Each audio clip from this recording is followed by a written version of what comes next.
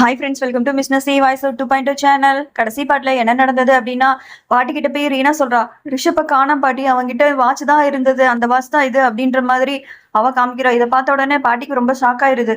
ரீனாவோட செருப்புக்குள்ள அந்த கல்லு ஸ்டோன் ஒட்டி இருக்கு, அதுக்குள்ளதான் ரிஷப் இருக்கான். அவன் அப்படியே கத்துறான், என்னை காப்பாத்துறீனா, நான் இங்கதான் இருக்கேன் அப்படின்ற மாதிரி. பாட்டியும் என்ன பண்றதுன்னு தெரியாம அப்படியே முடிச்சிட்டு இருக்காங்க. அந்த இடத்துக்கு அண்ணங்காரன் வந்துடுறான். பாட்டி, எல்லாத்துக்கும் காரணம் அம்மா மட்டும்தான், அம்மா தான் ரிஷப்பை கொண்டுட்டாங்க அப்படின்ற மாதிரி அவன் செத்ததாவே முடிவு பண்ணிட்டான்.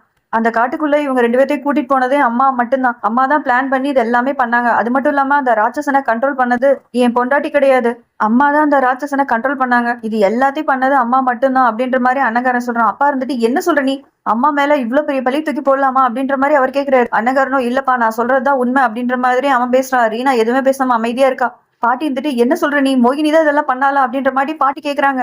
அப்பா இருந்துட்டு முதல்ல நான் போய் மோகினியை பார்க்கணும் அப்படின்ற மாதிரி அப்பா சொல்றாரு. அதுக்கு அண்ணனும், நான் தான்ப்பா ஸ்டோர் ரூம்ல கட்டி போட்டு வச்சிருக்கேன் அம்மாவை அப்படின்ற மாதிரி சொல்லிடுறான். நான் முதல்ல போய் அவளை பார்த்துட்டு வரேன் அப்படின்னு சொல்லிட்டு அப்பா கிளம்புறாரு. இந்த பக்கம் அப்பாவும் அப்படியே மோகினி ஆண்டியை பார்க்க போறாரு.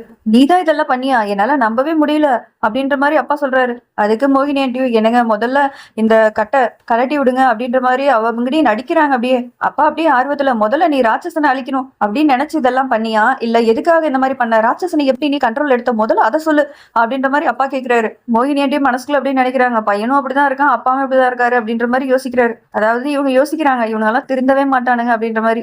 முதல்ல கட்டை ஊத்துடுங்க பிளீஸ்ங்க, தயவு செஞ்சு எனக்கு கட்டை ஊத்துடுங்க, எல்லாத்தையும் நான் உங்களுக்கு சொல்றேன் அப்படின்ற மாதிரி மோகினி ஆண்டி அப்படியே கெஞ்சுது.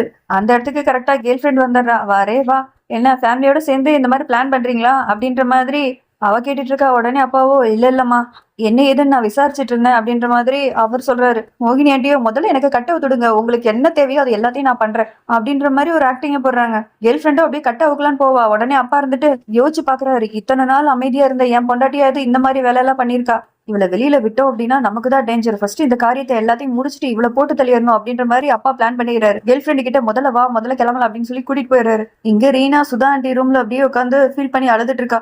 என்னாலதான் எல்லாமே அப்படின்ற மாதிரி ஃபீல் பண்ணி அழுதுட்டு இருக்கா. அவ செருப்புல இருந்த அந்த கல்லு தன்னால கீழே விழுந்துருது. இந்த பக்கம் ராட்சசன் வீட்டுக்குள்ள போலான்னு சொல்லிட்டு முயற்சி பண்றான். அவனால போகவே முடியல. அந்த கல்லோட சக்தி அவனை போக விடாம அப்படியே தடுக்குது. அந்த வெளிச்சம் வந்து இது ரீனா ஜன்னல் ஓபன் பண்ணும்போது பாத்துறா.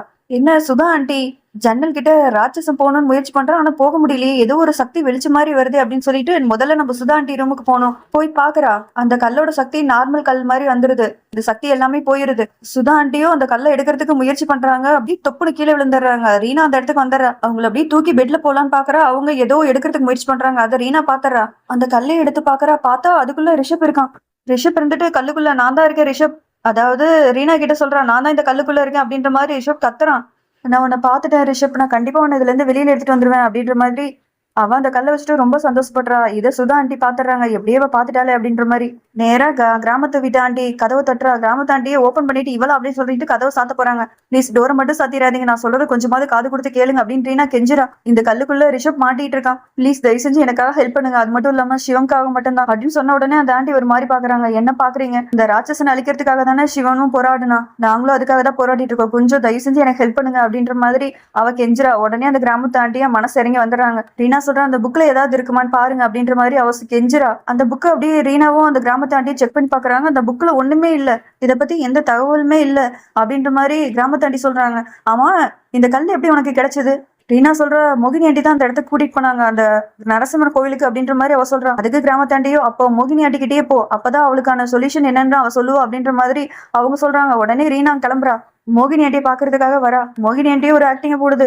என் பையன் எங்கம்மா போனா, என் பையன் மேல உண்மையான அன்பு வச்சிருக்கேன், அதுக்காக தான் நான் காட்டுக்குள்ளேயே கூட்டிட்டு போனேன், இந்த மாதிரி ஆகுன்றது எனக்கு தெரியவே தெரியாது, நான் சொல்றதை தயவு செஞ்சு நம்புமா அப்படின்ற மாதிரி ஒரு ஆக்டிங்க போடுது. உடனே ரீனாவோ, ரிஷப் இந்த கல்லுக்குள்ளதான் இருக்கான் அப்படின்ற மாதிரி காமிக்கிறா. நான் இதுல இருந்து வெளியில வரதுக்காக ஒரு யோசனை சொல்றேமா அப்படின்ற மாதிரி மோகினி ஆண்டி சொன்ன உடனே ரீனா வந்துட்டு நம்ப ஆரம்பிச்சிட்டா. என் பையனுக்காக நான் எதை வேணா பண்ணுவேன் அப்படின்ற மாதிரி ஒரு ஆக்டிங்க போடுது. ரீனாவும் அப்படியே கட்ட அவுக்குறா, கால் கட்ட அவுக்குறா. மோகினி ஆண்டி ஆல்ரெடி கை கட்ட அவுத்து வச்சிருக்கு. கால் கட்ட அவுத்த உடனே ஒரு சங்கல் எடுத்து ரீனாவோட மண்டையிலே அடிச்சிடறாங்க. அவன் மயக்கத்துக்கு போயிடுறா. அவகிட்ட அந்த கல்லை எடுத்துட்டு அவங்க அப்படியே கிளம்புறாங்க. இதை பையன்காரனும் வேலைக்காரியும் பாத்துறாங்க. அம்மா எங்க போவான்ன்றது எனக்கு நல்லாவே தெரியும், வாங்க போலாம் அப்படின்ற மாதிரி அவ கூப்பிட்டு போறான். நேரா மோகினி ஆண்டியும் அந்த குகைக்குள்ளதான் போறாங்க. அந்த ராட்சசன்ட்ட கல்லை காமிக்கிறாங்க. நான் உங்ககிட்ட சொன்ன மாதிரியே இந்த கல்லை உனக்கிட்ட எடுத்துட்டு வந்துட்டேன், உனக்கு இப்ப சக்தி கிடைக்க போகுது அப்படின்ற மாதிரியே சொல்றாங்க. அந்த ராட்சசனும் அப்படியே சந்தோஷப்படுறான். அந்த இடத்துக்கு அண்ணங்கார வந்து அந்த கல்லை புடுங்கிடுறான். இதை பார்த்து மோகினி ஆண்டியும் ஒரு மாதிரி டென்ஷன் ஆகுறாங்க. இங்க நீயா, ஆமாமா நான் தான். எப்ப பாரு என்ன யூஸ்லெஸ்ன்னு திட்டிட்டே இருப்பீங்க. எனக்கு ஏதாவது பண்ணியிருக்கீங்களா? அப்படின்ற மாரி அவன் கோவப்படுறான். வேலைக்காரியும் அப்படிதான் கேளுங்க அப்படின்ற மாரி ஏத்தி விடுறா. மோகினி ஆண்டியும் என் பையனுக்கு நடுவுல நீ வராத அப்படின்ற மாரி மிரட்டுறாங்க. பையன்கிட்ட அப்படியே கெஞ்சுறாங்க. தயவு செஞ்சு அந்த கல்ல என்கிட்ட குடுத்துரு. எவ்வளவு கெஞ்சி பாக்குறாங்க. அவனும் அசர்ற மாரியே தெரியல. அவன் கையில இருந்த கல்ல அப்படியே நீட்டுறாங்க. அதுல இருந்து வெளிச்சம் வருது. அதை பார்த்த உடனே அந்த ராட்சசனுக்கு ஒரு மாரி பலவீனமா ஆயிடுறா. இதை பார்த்துட்டு மோகினி ஆண்டி இதுதான் சொன்னேன். இதோட பவர் என்னன்றது தெரியுதா? தயவு செஞ்சு என்கிட்ட கொடு. யார்கிட்ட இருந்தா எப்படி வேலை செய்யுன்றது எனக்கு நல்லாவே தெரியும். என்கிட்ட கொடு அப்படின்ற மாதிரி அவங்க கெஞ்சுறாங்க. அந்த கல்லும் அப்படியே உருண்டு கீழே விழுந்துருது. இந்த பக்கம் ராட்சசன் அப்படியே டென்ஷன் ஆகி அப்படியே கத்துறான். மோகினி அடியும் அந்த கல் எடுக்கலான்ட்டு போறாங்க. உடனே அண்ணங்கார அம்மாவை புடிச்சு இழுத்து பின்னாடி அப்படியே கையை கட்டிடுறான். அந்த ராட்சசனும் பெரிய கல் எடுத்துட்டு அப்படியே தூக்குறான். அம்மா அப்படியே கெஞ்சுறாங்க. ராட்சசனுக்காக சாதாரண சக்திக்காக என்ன நீ கொலை பண்ணணும்னு முயற்சி பண்றியா அப்படின்ற மாதிரி கெஞ்சுறாங்க. என்னோட பையன்டா நீ, உனக்காக தான் இதெல்லாம் பண்ணிட்டு இருக்க. ஆனா நீ எனக்கு கொஞ்சம் கூட புரிஞ்சுக்கவே இல்ல. உன்னோட சுயநலத்துக்காக என் உயிர் போகணும்னு நினைக்கிறியா அப்படின்ற மாதிரி அவன் கெஞ்சுறான். அதாவது அவங்க கெஞ்சுறாங்க. இவன் எதுவுமே கண்டுக்கவே இல்ல. ராட்சசன் கரெக்டா அந்த கல்லை தூக்கி போடுவான். அம்மாவை அப்படியே தள்ளி விட்டுட்டு அவன் பாட்டுக்கு அங்க இருந்து கிளம்பிடுறான். அந்த இடத்துக்கு அப்படியே ரீனா வந்துடுறா. அந்த கல்ல அப்படியே பாப்பா பாருங்க. அந்த கல்லு அப்படியே நாலா செதறி உடைஞ்சிருது. மோகினி ஆண்டி அப்படியே மயக்கத்துக்கு அப்படியே போயிடுறாங்க. ஏன் ஆண்டி இதெல்லாம் பண்ணீங்க? இதனால உங்களுக்கு என்ன கிடைச்சது சொல்லுங்க அப்படின்ற மாதிரி அவ அப்படியே அழுகுறா. இப்ப ரிஷபே போயிட்டானே, ரிஷப நான் எப்படி காப்பாத்த போறேன்னு எனக்கு தெரியலையே அப்படின்ற மாதிரி அவ கதறா. அதுக்கு மோகினி ஆண்டியோ தயவு செஞ்சு என்ன மன்னிச்சிருமா, என்னாலதான் இந்த தப்பு நடந்தது. ஆனா அதை என்னால சரி பண்ண முடியும். அந்த கல்லுல இருந்து அந்த நரசிம்மா வருவான் அப்படின்ற மாதிரி சொல்லிடுறாங்க. ரீனா வந்துட்டு எனக்கு ஒண்ணுமே புரியல, என்ன சொல்றீங்க, தயவு செஞ்சு கொஞ்சம் தெளிவா சொல்லுங்க அப்படின்ற மாதிரி ரீனா கேட்டுட்டு இருக்கா. அப்படியே அவங்க இறந்து போயிடுறாங்க. ரீனா அந்த குகையில இருந்து வெளியே வந்து அப்படியே உட்காந்து அழுக ஆரம்பிச்சிட்டு இருக்கு. அந்த இடத்துல ரிஷப் அப்படியே கத்துறான், என்ன காப்பாத்து ரீனா ரீனா அப்படின்னு. பார்த்தா ரிஷப் பின்னாடி இருக்கான். அவனை அப்படியே வீட்டுக்கு எடுத்துட்டு வந்து காப்பாத்திடுற ரீனா. நடந்ததை வீட்டுல இருக்கவங்க எல்லாத்துக்கிட்டே ரீனா சொல்லிட்டு இருக்கா. அந்த குகைக்குள்ளதான் மீதி கல்லு இருக்கு அப்படின்ற மாதிரி அவ சொல்றா. அப்பா ரொம்ப ஆர்வமா கேக்குறாரு, எந்த கல்லு எங்க இருக்கு அப்படின்ற மாதிரி. இதை அண்ணங்காரனும் வேலைக்காரி அப்படியே ஒட்டி கேட்டுறாங்க. அப்போ அந்த குகைக்குள்ளதான் அந்த கல்லு இருக்கா அப்படின்ற மாதிரி. இந்த பக்கம் அப்பாவும் கேர்ள் ஃப்ரெண்டும் அந்த குகைக்குள்ள அந்த கல்லை தேடி போறாங்க. குகையில இவங்க 2 பேரும் அப்படியே தேடிட்டு இருக்காங்க. முன்னாடியே அண்ணங்காரனும் வேலைக்காரியை வந்து தேடிட்டு இருக்காங்க. இதை கேர்ள் ஃப்ரெண்டு பாத்துறா. அப்படியே ஆளாளுக்கு போய் பேசுவாங்க. உடனே கேர்ள் ஃப்ரெண்டு போதும் நிறுத்துங்க, நீங்க எதுக்காக வந்திருக்கீங்கன்றது நமக்கு தெரியும். ஏன்னா நம்மளோட ஒரே நோக்கம் என்னன்னா அந்த கல்லை தேடுறது, அதை மட்டும் பாருங்க அப்படின்ற மாதிரி கேர்ள் ஃப்ரெண்டு சொல்லிடுறா. இவங்க 4 பேரும் அப்படியே குகையில தேடிட்டு இருப்பாங்க. கிடைக்கவே இல்ல. அந்த கேர்ள் ஃப்ரெண்டுக்கு வேலைக்காரி மேல ஒரு டவுட். நீ தானே இதை எடுத்த அப்படின்ற மாதிரி கரெக்டா கேக்குறா.